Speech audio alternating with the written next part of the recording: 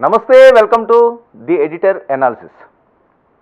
AP రాజకీయాలు రోజుకొక మలుపు.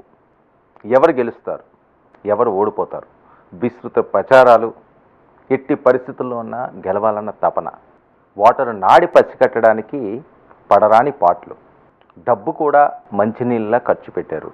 కోట్ల రూపాయలు ఖర్చు అయ్యింది. జగన్మోహన్ రెడ్డి గారు ఈసారి అధికారం చేపట్టకపోతే చాలా ఇబ్బంది పడే పరిస్థితి. కసితో ఉన్నారు పొత్తు పార్టీలు. ఇప్పటికే సవాళ్ళు విసిరారు. రెడ్ బుక్కులు రాసి ఉంచేమన్నారు, పేర్లు కూడా మెన్షన్ చేసి ఉంచేమన్నారు. మేము అధికారంలోకి వస్తే మేము అంత చూస్తామని. అధికారంగా రాకపోతే వైఎస్ఆర్సీపీకి పరిస్థితి ఎలా ఉంటుంది ఊహించడానికే ఆంధ్రప్రదేశ్ రాజకీయాలు అందని విధంగా ఉన్నాయనొచ్చేమో.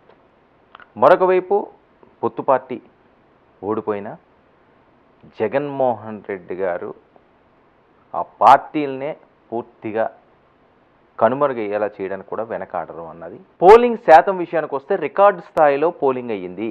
గత ఎన్నికలతో పోలిస్తే మంచి పోలింగ్ శాతం ఈసారి నమోదవడం జరిగింది. ముఖ్యంగా జనసేన పోటీ చేస్తున్న 21 స్థానాల్లో పోలింగ్ శాతం ఏ రకంగా ఉంది వివరంగా తెలుసుకునే ప్రయత్నం చేద్దాం. అంతేకాకుండా అక్కడ గెలుపోవటంలో కూడా ఒకసారి పరిశీలిద్దాం.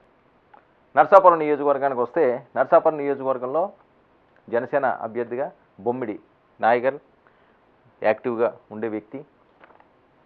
ఆయన మీద ముదునూరి ప్రసాద్ రాజు వైఎస్ఆర్సీపీ నుంచి. అయితే ఇక్కడ పడ్డ ఓటు శాతం ఒకసారి చూద్దాం. 2019లో 80.5%, 2024లో 84.38%. 3%, 2, 3 ఈ శాతాలు చాలా ఎక్కువ ఉన్నాయి. నర్సాపురం నియోజకవర్గానికి వచ్చేసరికల్లా రఘురామకృష్ణరాజు ఫ్యాక్టరీ ఇక్కడ పనిచేస్తుందేమో ఈసారి. ఎందుకంటే ఎంపీగా గెలిచి ఆయన తిరుగుబావుట వేసి ఎగురవేసి జగన్మోహన్ రెడ్డి గారిని ప్రతిరోజు ఏదో సందర్భంగా రచ్చబండ పెట్టి రచ్చరచ్చ చేసిన ప్రాంతం. మరి ఆ నర్సాపురంలో ఆయనకి ఈసారి పార్లమెంట్ అభ్యర్థిగా రాలేదు. ఆయన ఉండి వెళ్ళి ఎమ్మెల్యే తెలుగుదేశం పార్టీ లాస్ట్ మినిట్లో చేయాల్సి వచ్చింది.